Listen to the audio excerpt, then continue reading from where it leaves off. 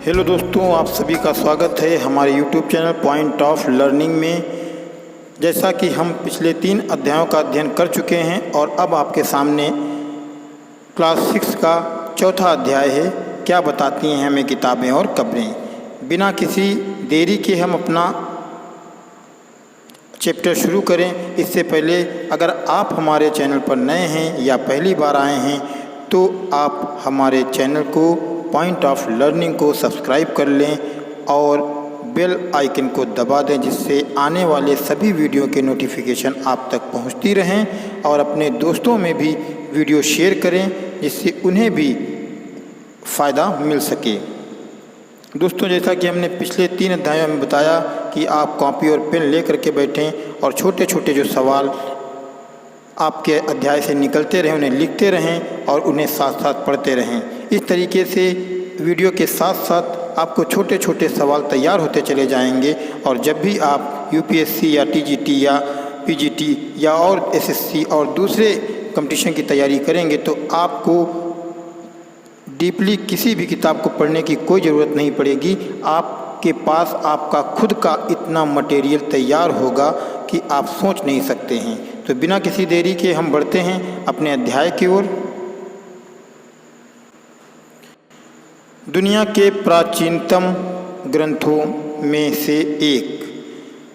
तो जैसा कि हमने बताया कि आपको हर अध्याय में कुछ ना कुछ महत्वपूर्ण प्रश्न मिलेंगे, लेकिन जैसे जैसे आप आगे बढ़ते जाएंगे प्रश्नों की श्रृंखला भी बढ़ती जाएगी और महत्वपूर्ण जानकारियाँ आपको मिलती जाएंगी।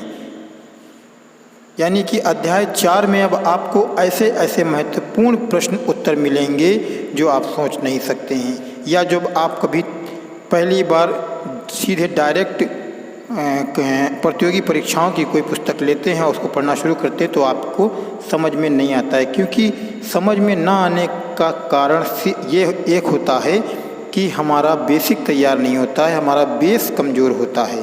यानी कि अगर हम कोई भी चीज़ विस्तार पूर्वक पढ़ लें तो उसमें से निकलने वाली छोटी छोटी चीज़ें अपने आप हमें याद हो जाती हैं, लेकिन जब हम डायरेक्ट प्रश्न उत्तर पढ़ते हैं तो उसका शुरुआत और अंत हमें पता ही नहीं होता है। तो यहाँ पर आप देख सकते हैं कि शायद हम अध्याय शुरू करते हैं। शायद तुमने वेदों के बारे में सुना होगा। वेद 4 हैं, ऋग्वेद, सामवेद, यजुर्वेद तथा अथर्ववेद। तो अगर आप 6 में हैं तो आपके लिए पहली बार होगा, लेकिन अगर आप 10th में हैं, 12th में हैं या 12th के बाद आप किसी कॉम्पिटिटिव एग्ज़ाम की तैयारी कर रहे हैं तो आपने वेदों के बारे में भी सुना होगा और ये भी आपको पता होगा कि वेद 4 होते हैं, ऋग्वेद, सामवेद, यजुर्वेद और अथर्ववेद। इनके बारे में भी बहुत ही विस्तार से आगे आने वाले अध्यायों में हम अध्ययन करते रहेंगे, जिस हिसाब से एक एक क्लास के चैप्टर खत्म होते रहेंगे। 12th तक यानी कि कक्षा 12 तक जब हम पहुंचेंगे तो हमारा पूरा इतिहास का जब हम निचोड़ देखेंगे तो हमारे पास बहुत सी सामग्री या बहुत सा मटेरियल मौजूद होगा और आपको ऐसा भी लगेगा कि हाँ, आपको कुछ ज्ञान प्राप्त हुआ। तो 4 वेद थे, ऋग्वेद, सामवेद, यजुर्वेद तथा अथर्ववेद। सबसे पुराना वेद है ऋग्वेद, जिसकी रचना लगभग 3500 साल पहले हुई। तो अब यहाँ से देखिए, चूँकि वेद 4 हैं और चारों वेदों में जो सबसे पुराना वेद है, जिसको प्राचीन वेद माना जाता है, वो ऋग्वेद ही है।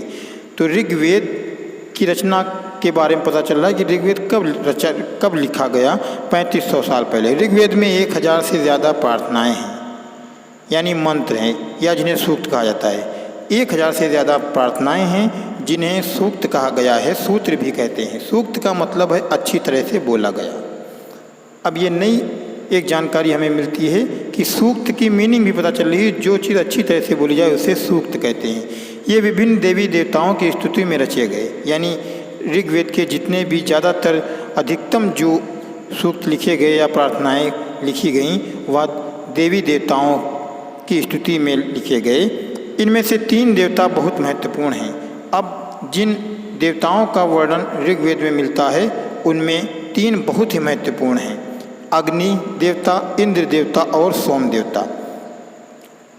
इन तीनों के देवताओं को भी एक्सप्लेन किया गया कि अग्नि आग के देवता को कहते हैं, इंद्र युद्ध के देवता हैं और सोम एक पौधा है जिसमें एक खास पेय बनाया जाता था। तो 3 देवताओं के नाम ऋग्वेद में हैं। तो सवाल यहीं से बनते हैं कि सबसे प्राचीन वेद कौन सा है? ऋग्वेद है। टोटल वेद कितने हैं? 4 वेद हैं। चारों वेदों के नाम आप क्रमशः याद कर लीजिए। ऋग्वेद में सूक्त कितने हैं? 1000 से ज़्यादा हैं। हालांकि जो टोटल ऋग्वेद के सूत्रों की संख्या बताई गई है वो 1028 बताई गई। कभी कभी यह प्रश्न भी पूछा जाता है कि ऋग्वेद में कुल कितने सूक्त हैं, तो 1028 सूक्त हैं। ऋग्वेद में किन देवताओं का वर्णन किया गया है? तो अग्नि, इंद्र, सोम, इसके अलावा और भी। इन तीनों देवताओं का महत्वपूर्ण स्थान इसलिए इनके बारे में बताया गया। आगे बढ़ते हैं। वैदिक प्रार्थनाओं की रचना, यानी जो ऋग्वेद के सूक्त लिखे गए वो लिखा किसने? तो वैदिक प्रार्थनाओं की रचना ऋषियों ने की थी। आचार्य विद्यार्थियों को इन्हें अक्षरों, शब्दों और वाक्यों में बांटकर, यानी छोटे छोटे टुकड़ों में करके, अक्षर से शब्द, शब्द से वाक्य में बांटकर सस्वर पाठ द्वारा कंठस्थ करवाते थे, याद करवाया जाता था अपने विद्यार्थियों को। अधिकांश सूक्तों के रचयिता सीखने और सिखाने वाले पुरुष थे। कुछ प्रार्थनाओं की रचना महिलाओं ने की थी। ऋग्वेद की भाषा प्राक संस्कृत या वैदिक संस्कृत कहलाती है। यानी जो वेद लिखे गए वह हिंदी भाषा में नहीं थे, बल्कि प्राक भाषा, प्राक संस्कृत या वैदिक संस्कृत, यानी उस समय की भाषा संस्कृत ही थी, लेकिन प्राक संस्कृत या फिर वैदिक संस्कृत दोनों का मतलब एक ही है, संस्कृत भाषा में लिखे गए। तुम स्कूल में जो संस्कृत पढ़ते हो या उससे थोड़ी भिन्न भाषा थी। आगे बढ़ते हैं और देखते हैं संस्कृत और अन्य भाषाएं।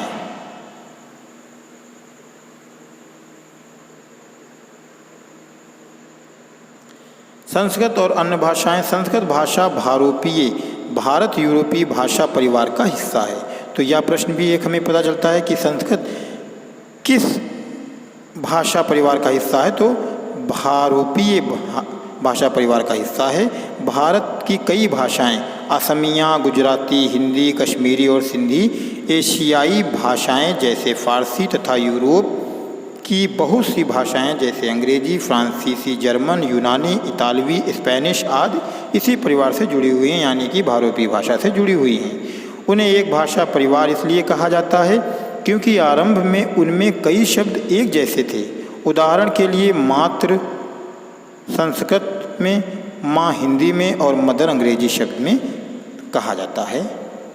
आगे बढ़ते हैं। उपमहाद्वीप में दूसरे भाषा परिवारों की भी भाषाएं बोली जाती थीं, यानी हमारा भारत एशिया महाद्वीप का उपमहाद्वीप है और यहाँ पर दूसरी भाषा परिवारों की भी भाषाएं बोली जाती थीं। उदाहरण के लिए पूर्वोत्तर प्रदेशों में तिब्बत बर्मा परिवार की भाषाएं बोली जाती हैं।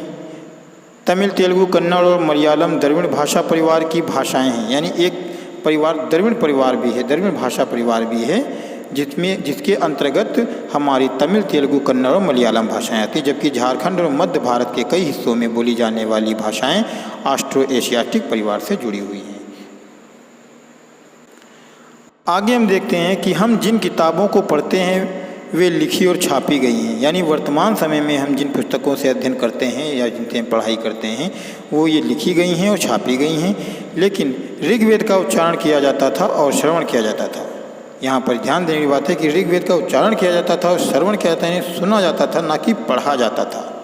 रचना के कई सदियों बाद इसे पहली बार लिखा गया। इसे छापने का काम तो मुश्किल से 200 साल पहले ही हुआ, यानी कि जब ऋग्वेद प्राप्त हुई, इसकी प्रतियां प्राप्त हुई, तब इसे छापा गया। इतिहासकार ऋग्वेद का अध्ययन कैसे करते हैं?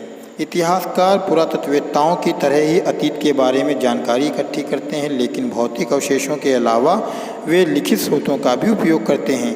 देखते हैं कि ऋग्वेद का अध्ययन कैसे करते हैं। ऋग्वेद के कुछ सूक्त वार्तालाप के रूप में हैं, यानी बातचीत के रूप में कुछ सूक्त हैं। विश्वामित्र नामक ऋषि और देवियों के रूप में पूजित 2 नदियाँ, यानी ऐसी नदियाँ जिन्हें देवी माना गया है, जिनमें एक व्यास है, दूसरी सतलुज नदी है और ऋषि विश्वामित्र हैं।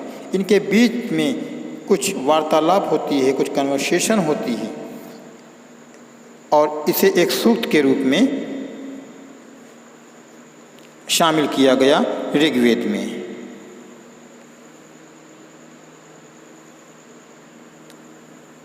ऋग्वेद की पांडुलिपि का एक पन्ना आप यहाँ पर देख सकते हैं। बाएं तरफ एक पांडुलिपि का पेज है जो कि अजीब सी लिखावट लिखी हुई है, या ऋग्वेद का एक पेज है।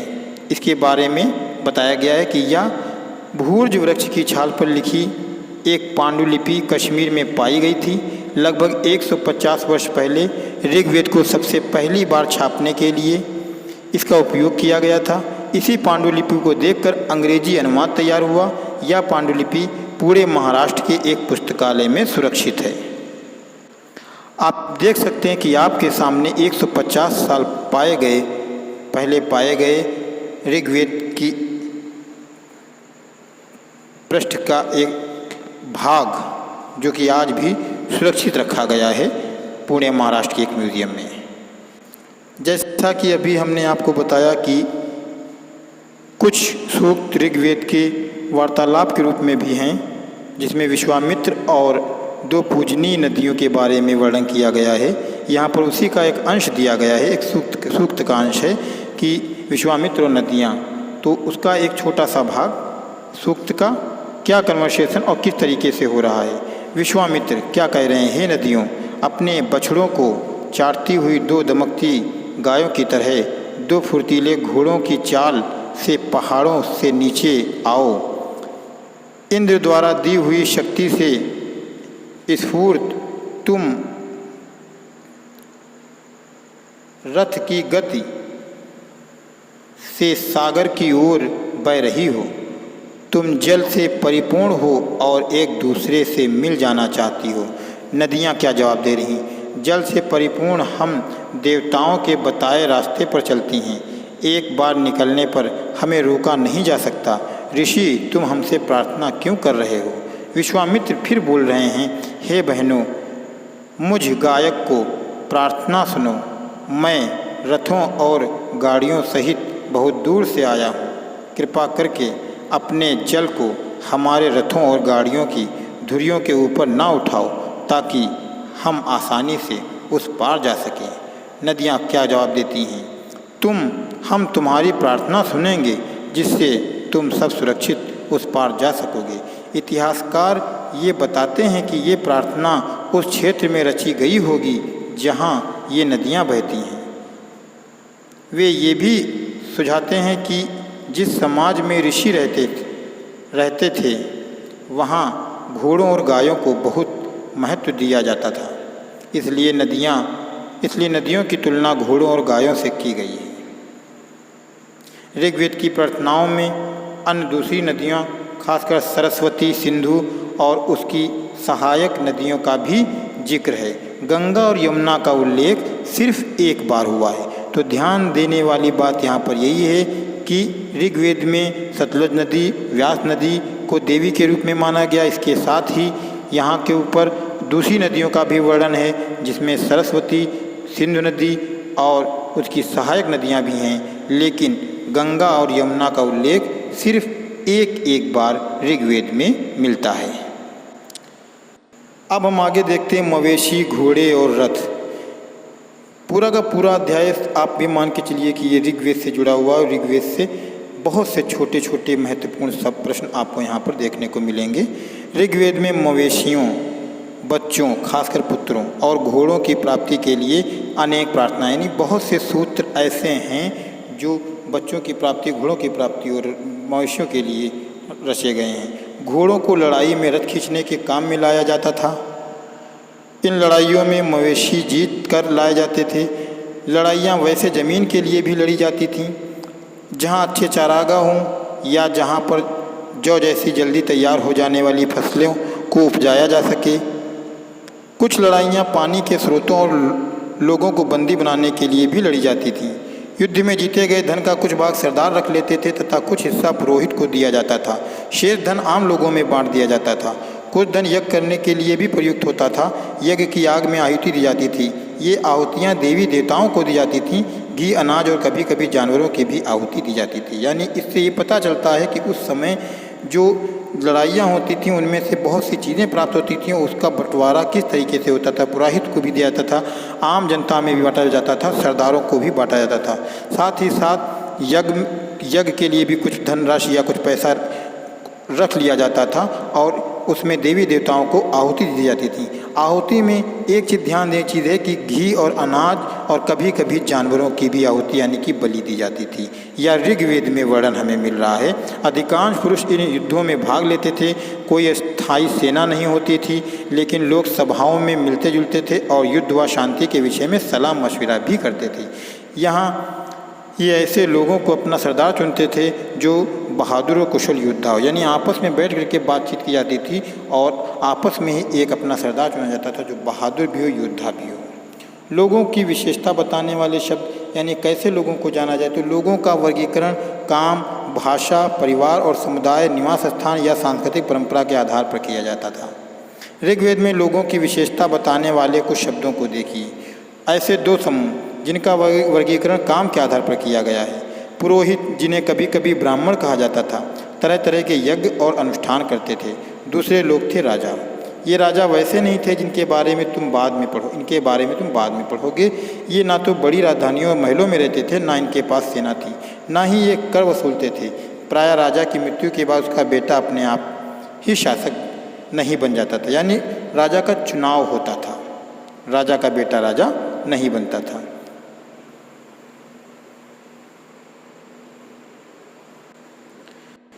जनता या पूरे समुदाय के लिए दो शब्दों का इस्तेमाल होता था। एक था जन, जिसका प्रयोग हिंदी व अन्य भाषाओं में आज भी होता है। दूसरा था विश, जिसमें वैश्य शब्द निकला है। इस विषय पर हम अध्याय 5 में विस्तार से अध्ययन करेंगे। ऋग्वेद में विश और जनों के नाम मिलते हैं, यानी जन शब्द कहाँ मिलता है। अगर आपके सामने प्रश्न आए तो आप ऋग्वेद पर टिक कर सकते हैं, और विश आए तब भी आप ऋग्वेद पर टिक करेंगे। इसलिए हमें पुरुजन या विश, भारतजन या विश, यदुजन या विश जैसे कई उल्लेख मिलते हैं। आगे बढ़ते हैं। जिन लोगों ने इन प्रार्थनाओं की रचना की वे कभी कभी खुद को आर्य कहते थे, क्योंकि यह प्रश्न भी आता था कि आर्य कौन है। तो अब आर्यों के बारे में यहीं से हमें मिलेगा ज्ञान। जिन लोगों ने इन प्रार्थनाओं की रचना की, यानी जिन लोगों ने ऋग्वेद के सूक्तों की रचना की, वे कभी कभी खुद को आर्य कहते थे तथा अपने विरोधियों को दास या दस्यु कहते थे। दस्यु वे लोग थे जो यज्ञ नहीं करते थे और शायद दूसरी भाषाएं बोलते थे, यानी अलग थे आर्यों से। बाद के समय में दास, स्त्रीलिंग दासी शब्द का मतलब गुलाम हो गया। दास वे स्त्री और पुरुष होते थे जिन्हें युद्ध में बंदी बनाया जाता था। उन्हें उनके मालिक की जायदाद माना जाता था। जो भी काम मालिक चाहते थे वो उनसे सब करना पड़ता था। जिस युग में उपमहाद्वीप के उत्तर पश्चिम में ऋग्वेद की रचना हो रही थी, उसी समय दूसरी जगहों पर एक अलग तरह का विकास हो रहा था।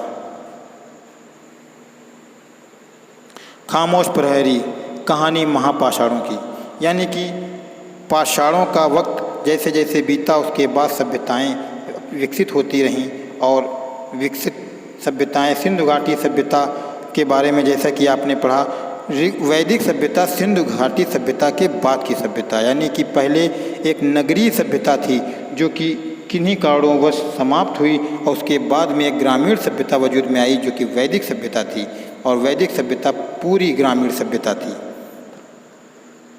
ये शिलाखंड महापाषाण यानी बड़ा पाषाण पत्थर नाम से जाने जाते हैं। ये पत्थर दफन करने की जगह पर लोगों द्वारा बड़े करीने से लगाए गए थे। महापाषाण कब्रें बनाने की प्रथा लगभग 3000 साल पहले शुरू हुई। ये प्रथा दक्कन, दक्षिण भारत, उत्तर पूर्वी भारत और कश्मीर में प्रचलित थी।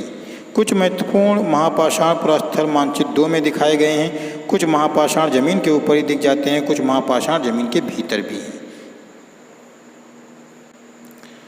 हम यहाँ पर देख सकते हैं कि कई बार पुरातत्वविदों को गोलाकार सजाए हुए पत्थर मिलते हैं, कई बार अकेला खड़ा हुआ पत्थर मिलता है।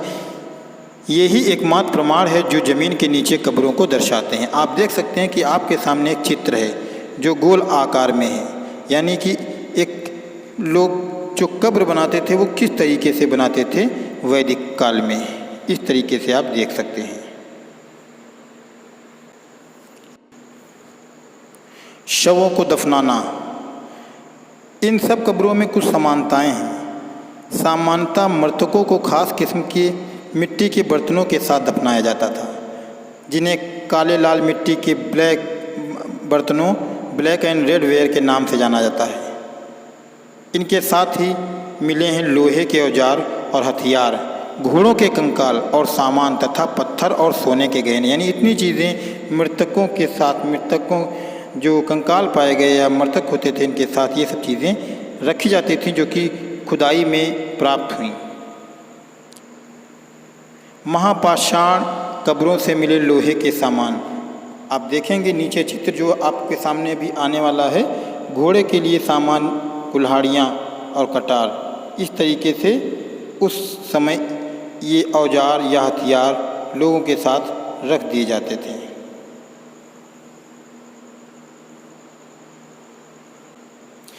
चित्र में आप देख सकते हैं बाईं ओर घोड़े के लिए सामान, नीचे बाईं ओर कुल्हाड़ी, नीचे एक कटार। यानी एक तीनों चित्र और 3 चित्रों में तीनों के बारे में बताया गया है, कौन चित्र क्या दर्शा रहा है।